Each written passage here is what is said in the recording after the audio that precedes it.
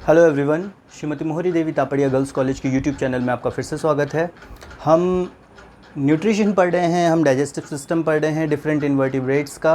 और आज के वीडियो लेक्चर में हम न्यूट्रिशन पढ़ेंगे पैरामीशियम के केस में। पिछले वीडियो में हमने यूग्लिना का पढ़ा था, जिसके अंदर ऑटोट्रोफिक मोड ऑफ न्यूट्रिशन पाया जाता है। बेसिक देखा जाए तो मिक्सोट्रोफिक मोड ऑफ न्यूट्रिशन पाया जाता है, मतलब एक से अधिक टाइप का मोड ऑफ न्यूट्रिशन पाया जाता है। बट अगर एक्चुअल मोड ऑफ न्यूट्रिशन की बात करें तो वो ऑटोट्रोफिक था।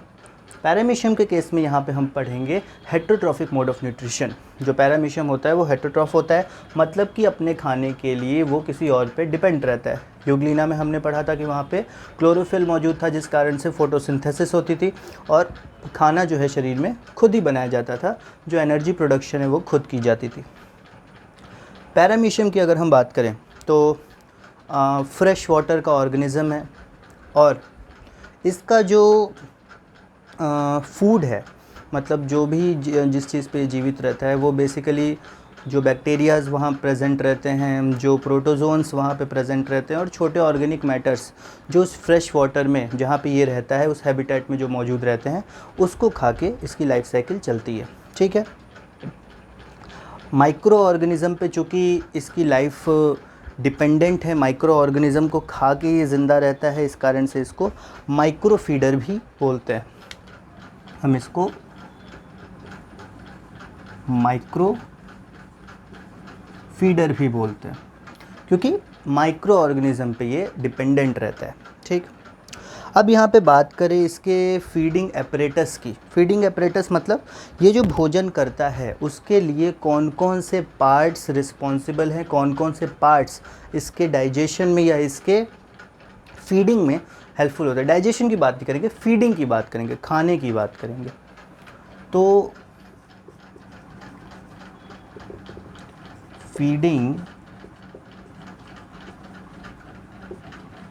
एपरेटस की बात करें, अगर फीडिंग एपरेटस की बात करें तो यहाँ पे सबसे पहली चीज़ आती है पेरिस्टोम। फीडिंग एपरेटस में जो सबसे पहली चीज़ आती है वो होता है पेरिस्टोम। पहले मैं बता देता हूँ कौन कौन से पार्ट्स आते हैं। पेरिस्टोम होगा, वेस्टिब्यूल होगा, जो माउथ पोर्शंस हैं उन्हीं से रिलेटेड पार्ट है, जहाँ से जो खाना है वो एंटर करेगा। बकल कैविटी होगी, साइटोस्टोम होगा, साइटोफेरिंक्स होगा।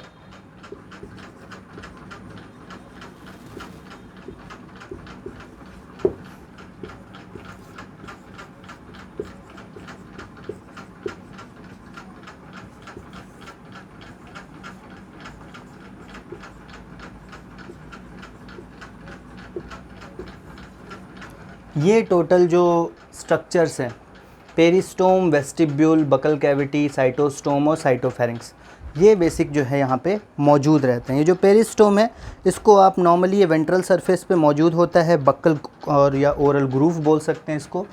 ये जो पेरिस्टोम है इसको आप बक्कल या फिर ओरल ग्रूव भी बोल सकते हैं। बक्कल ग्रूव या ओरल ग्रूव भी प्रेजेंट बोल सकते हैं। अब यहाँ पे हम देखते हैं किस प्रकार से फीडिंग होती है इनकी। ठीक। सबसे पहले पैरामीशियम का स्ट्रक्चर पता है, स्लीपर की तरह स्ट्रक्चर होता है इसका। पैरामीशियम का जो स्ट्रक्चर होता है वो स्लीपर की तरह होता है। यहाँ पे अगर बात करें तो यहाँ से पतला, यहाँ से थोड़ा चौड़ा और कुछ इसी टाइप का स्ट्रक्चर जो है पैरामीशियम का होगा। यहाँ से जो पार्ट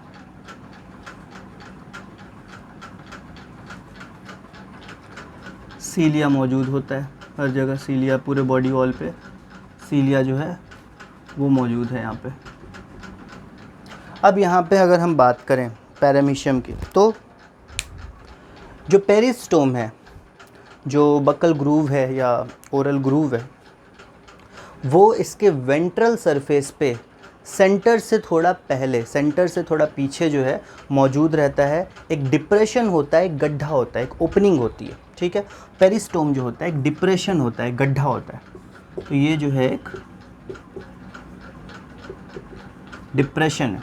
ठीक। अच्छा, डिप्रेशन मतलब यहाँ पे गड्ढा है, डिप्रेशन वो मेंटल डिप्रेशन मत समझ लेना। तो पेरिस्टोम जो है एक डिप्रेशन होता है, ठीक है। तो यहाँ पे एक कैविटी टाइप का स्ट्रक्चर, ये ग्रूव, इसीलिए ग्रूव बोला गया है। ग्रूव भी आप बोल सकते हो, डिप्रेशन भी बोल सकते हो, जैसा आपको ठीक लगे। तो पेरिस्टोम एक डिप्रेशन होता है।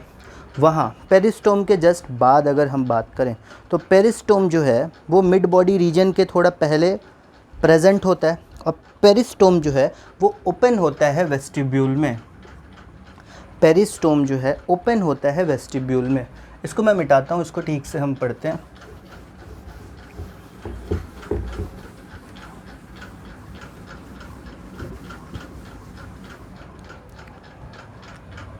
तो पेरिस्टोम जो है वो किस में ओपन होता है?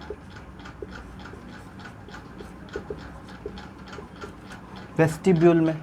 वेस्टिब्यूल जो होता है वो फनल शेप्ड स्ट्रक्चर होता है। फनल आपको सबको पता है, फनल आपने लैब में यूज़ किए, ठीक है। तो पेरिस्टोम जो होता है वो एक डिप्रेशन होता है। शरीर का जो वेंट्रल भाग है उसमें जो मिड पॉइंट है उससे थोड़ा पहले मौजूद रहता है। वेस्टिब्यूल एक फनल शेप का स्ट्रक्चर होता है।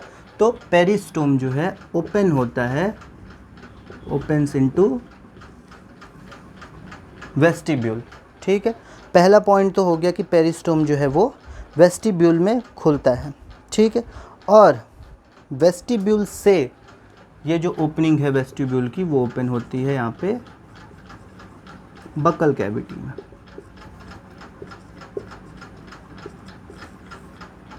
ये जो वेस्टिब्यूल है ये ओपन हो जाता है बकल कैविटी में। खाना मतलब कि शरीर के अंदर अब आ चुका है। जब तक पेरिस्टोम में है खाना, जब तक बकल कैविटी में नहीं चला जाता, यहाँ तक खाना जो है शरीर के बाहर ही है। ये हम अभी पढ़ेंगे कि कैसे सिलेक्ट किया जाता है और रिजेक्ट किया जाता है खाने को। क्योंकि पानी में बहुत सारी चीज़ें मौजूद है, हर चीज़ को तो आप शरीर के अंदर नहीं लेके जा सकते। कुछ सिलेक्टिव सब्सटेंसेस हैं जिनको परमिशन मिलती है अंदर आने की। तो जब वो सिलेक्टिव सब्सटेंसेस हैं, माउथ पोर्शन के पास, पेरिस्टोम के पास बहुत सारी चीज़ें आ गई, पर उनमें से कुछ ही चीज़ें हैं जो अंदर जाने लायक हैं, बाकी चीज़ों को रिजेक्ट करना पड़ता है। तो वो सिलेक्शन और रिजेक्शन का प्रोसेस भी हम डिस्कस करेंगे। पेरिस्टोम, वेस्टिब्यूल, वेस्टिब्यूल ओपन होता है बकल कैविटी में। बकल कैविटी की अगर अपन बात करें तो बकल कैविटी जो है वो प्रोटोप्लाज्म में खुलती है, और खुलती जो है वो साइटोफेरिंक्स के थ्रू खुलती है। बकल कैविटी खुलती है प्रोटोप्लाज्म में साइटोफेरिंक्स के थ्रू, ठीक है। साइटोफेरिंक्स ओपन होता है और शरीर का जो प्रोटोप्लाज्म है वो एक्सपोज हो जाता है, प्रोटोप्लाज्म आ जाता है, ठीक है। अब यहाँ पे हमें क्या करना है साइटोफेरिंक्स जो है, हाँ, इसको सेल माउथ या फिर साइटोस्टोम भी बोलते हैं। साइटोफेरिंक्स को आप यहाँ पे सेल माउथ भी बोल सकते हो।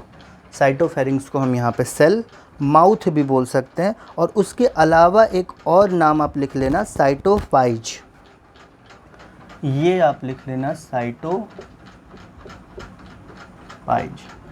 ये जो है सेल एनस होता है, जहाँ से अनडाइजेस्टेड फूड मटेरियल जो है वो शरीर से बाहर निकल जाता है ईजेशन के थ्रू।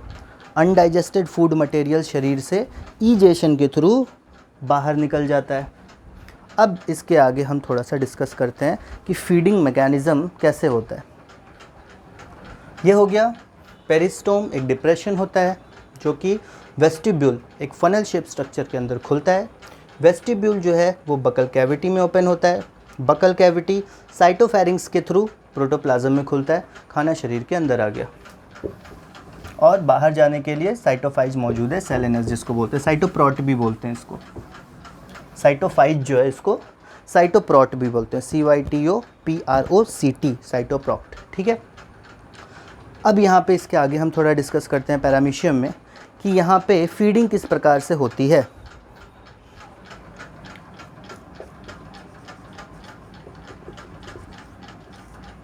एक चीज़ याद रखना कि यहाँ पे जो पेरिस्टोम है, बकल कैविटी है, वहाँ पे सीलिया मौजूद होते हैं।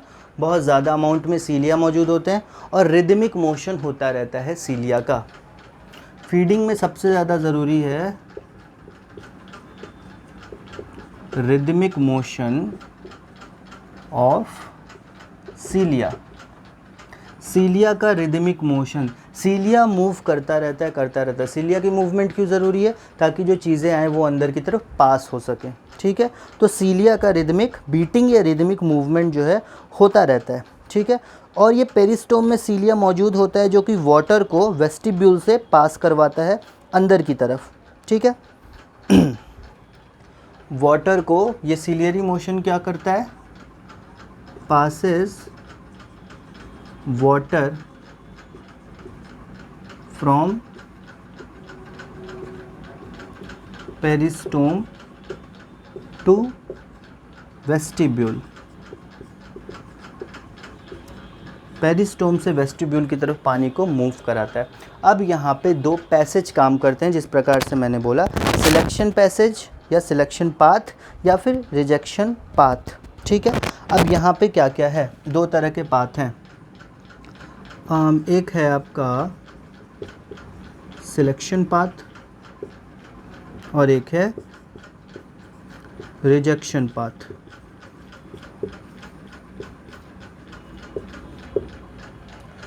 जो भी चीज़ है जो कि चाहिए पैरामीशियम को, ज़रूरत है खाने के लिए, उन चीज़ों को तो भाई यहाँ पे सिलेक्शन पाथ के थ्रू एंट्री मिलेगी, तो इनको एंट्री मिल जाएगी। रिजेक्शन पाथ वाले चीज़ों को एंट्री नहीं मिलेगी। बहुत सिंपल सा चीज़ है कि अब डिपेंड ये बहुत सारी चीज़ों पे करता है। क्या? सबसे पहली चीज़ होती है कि जो फूड मटेरियल अंदर आ रहा है वो किस नेचर का है। पहली चीज़, जो फूड मटेरियल अंदर आ रहा है वो किस केमिकल नेचर का है। जो फूड मटेरियल अंदर आ रहा है उसकी साइज़ बहुत ज़्यादा तो नहीं है, उसका स्ट्रक्चर कैसा है, उसका शेप कैसा है। ये सारी चीज़ों पे डिपेंड करता है कि जो चीज़ आ रही है वो सिलेक्ट की जाएगी या फिर रिजेक्ट की जाएगी। अगर साइज़ बहुत बड़ा है उसको रिजेक्ट कर दिया जाएगा। अगर केमिकल नेचर कुछ ऐसा है जो कि शरीर के लिए हार्मफुल है उसको रिजेक्ट कर दिया जाएगा। और या फिर कोई ऐसी चीज़ है जो शरीर के लिए ज़रूरी ही नहीं है उसको भी रिजेक्ट कर दिया जाएगा। तो इन सारी चीज़ों की मदद से चीज़ों को सिलेक्ट या फिर रिजेक्ट किया जाता है। डाइजेशन की बात करें अब यहाँ पे, ये तो था फीडिंग मतलब खाना, यहाँ पे फीडिंग हुई।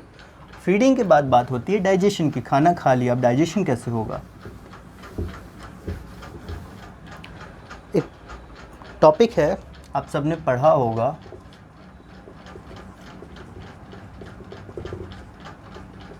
खाना जब खा लिया तो पैरामीशियम में डाइजेशन जिस प्रोसेस के थ्रू होती है उसको हम बोलते हैं साइक्लोसिस। साइक्लोसिस। पैरामीशियम की जो बॉडी होती है उसके बॉडी के बाहरी तरफ चारों ओर सीलिया मौजूद होते हैं। हर तरफ सीलिया मौजूद होते हैं जो कि रेगुलर मूवमेंट करते रहते हैं। उनकी जो मूवमेंट होती है वो वाटर करंट जनरेट करती है, ठीक है। मूवमेंट क्या करती है? वाटर करंट जनरेट करती है, उससे खाना अंदर आता है। अंदर की अगर हम बात करें तो अंदर जो लिक्विड मौजूद होता है, जो प्रोटोप्लाज्म मौजूद होता है, उसकी भी रेगुलर साइक्लिक मूवमेंट होती रहती है। तो यहाँ पे सीधी सी बात लिखो, cyclic movement of protoplasm. Protoplasm का साइक्लिक मूवमेंट इसलिए साइक्लोसिस है। तो प्रोटोप्लाज्म का जब साइक्लिक मूवमेंट शरीर के अंदर होता रहता है तो फीडिंग के दौरान जो खाना बकल कैविटी के थ्रू अंदर आ गया, अब अंदर आने के बाद चूँकि अंदर का लिक्विड मूव कर रहा है तो जो खाना है उसके साथ ही साथ मूव करेगा। जैसे ही वो खाना वेसाइकिल के अंदर बंद होगा, वेसाइकिल के थ्रू वो अंदर आता है। खाना जब हर तरफ मूव करेगा, मूव करते करते क्या होगा, उस खाने से न्यूट्रिशन जो है वो पास होते जाएंगे पूरे बॉडी में, ठीक है। उस खाने से पूरे बॉडी में न्यूट्रिशन जो है वो पास होते जाएंगे। जब न्यूट्रिशन यहाँ पे बहुत सारा पास हो जाएगा, जो भी न्यूट्रिशन चाहिए बॉडी को वो सारा न्यूट्रिशन जब मिल जाएगा, उसके बाद क्या होगा, मूवमेंट हो गई, एक पूरा राउंड सर्कल लगा लिया। बहुत सारे वैक्यूल्स मौजूद हैं। वैक्यूल्स में जो अनडाइजेस्टेड पार्टिकल्स बचे उसको वैक्यूल्स के अंदर डाला गया और उसके बाद क्या हुआ, वो वैक्यूल्स जो है सेल मेम्ब्रेन के पास आए, सेल मेम्ब्रेन के पास जाके बाहर गए और बाहर जाने के बाद वो ब्लास्ट हो गए, ब्रस्ट हो गए। जैसे ब्रस्ट हुए, ब्रस्ट होने के साथ साथ जो भी वेस्ट प्रोडक्ट है वो बाहर चला गया शरीर के। इसी तरह से साइक्लोसिस का जो मूवमेंट है वो होता रहता है। बाहर कहाँ जाएगा, साइटोप्रोक्ट के थ्रू, या जिसको साइटोफाइज हम बोल रहे हैं, जो एनस है इनका, उसके थ्रू जो वेस्ट प्रोडक्ट है वो बाहर की तरफ चला जाएगा। तो साइटोप्रोक्ट या फिर साइटोफाइज की तरफ से साइटोफाइज जो सेल एनस है वहाँ से जो वेस्ट प्रोडक्ट है वो बाहर निकल जाएगा। तो साइक्लोसिस बहुत सिंपल सी चीज़ है, कुछ खास नहीं है। सीलियरी मूवमेंट, साइक्लिक मूवमेंट होती है प्रोटोप्लाज्म की। प्रोटोप्लाज्म घूमता रहता है एक साइकिल में। खाना माउथ से अंदर आया, जैसे ही खाना माउथ से अंदर आया वो घूमते घूमते घूमते घूमते पूरे शरीर में एक चक्कर लगाता है। एक चक्कर लगाने के बाद जैसे ही वो चक्कर लगाता रहता है, उसी दौरान उसके अंदर का जो न्यूट्रिशन है, उसके अंदर के जो एसेंशियल चीज़ें हैं उसको एब्जॉर्व कर लिया जाता है और जो वेस्ट प्रोडक्ट है वो वहीं वेसाइकल में छूट जाता है, वहीं वैक्यूल्स के अंदर छूट जाता है। वो वैक्यूल्स फिर बॉडी वॉल के पास आते हैं, बॉडी वॉल के बाहर जाके वो ब्रस्ट कर जाते हैं। ब्रस्ट करने के बाद जो भी वेस्ट प्रोडक्ट है वो शरीर के बाहर चला जाता है। ठीक है, तो ये सिंपल सा कॉन्सेप्ट था पैरामीशियम के न्यूट्रिशन का, कि हमने यहाँ पे देखा कि फीडिंग किस तरह से होती है, मतलब खाना खाते वो किस तरह से, कौन कौन से पार्ट्स हैं बॉडी में जो कि हेल्पफुल होते हैं फीडिंग के लिए, और उसके अलावा इनका डाइजेशन किस तरह का होता है। साइक्लोसिस एक बहुत इंपॉर्टेंट टॉपिक है इनके डाइजेशन का, जहाँ पे वाटर की मूवमेंट होती है, जो भी लिक्विड इनके शरीर के अंदर मौजूद होता है उसकी मूवमेंट होती है। और फीडिंग जो होती है वो शरीर के बाहर जो भी सीलिया मौजूद होता है उसके थ्रू वाटर करंट जनरेट होता है। और इंटरनल पार्ट्स में जो पेरिस्टोम है वहाँ भी सीलिया मौजूद होता है, जिसके थ्रू जो वाटर है अंदर की तरफ पास किया जाता है। सिलेक्शन और रिजेक्शन पाथवे होता है। सिलेक्शन पाथवे में वो सामान अंदर जाते हैं जिनकी ज़रूरत ज़्यादा होती है। रिजेक्शन पाथवे में जो अननेसेसरी सामान है उनको रिजेक्ट कर दिया जाता है और उनको बाहर कर दिया जाता है, शरीर के अंदर एंट्री नहीं दी जाती। तो ये था आपका nutrition in paramecium, digestion and feeding mechanism. Heterotrophic nutrition का ये पार्ट था, ऑटोट्रॉफिक न्यूट्रिशन का पार्ट था यूग्लिना, हेटरोट्रॉफिक का पार्ट था पैरामीशियम। ओके, आई होप कि आपको ये सारी चीज़ें समझ में आई होंगी अच्छे से, डाइजेशन कैसे होता है और फीडिंग मैकेनिज़्म कैसी होती है पैरामीशियम की, ये सारी चीज़ें आपको समझ में आ गई होंगी। सो आज का वीडियो हम यहाँ पे ओवर करते हैं। अगर ये वीडियो पसंद आया हो, इस वीडियो को लाइक कीजिए, शेयर कीजिए, हमारे चैनल को सब्सक्राइब कीजिए। मिलते हैं अगले वीडियो में नए टॉपिक के साथ। Thank you very much.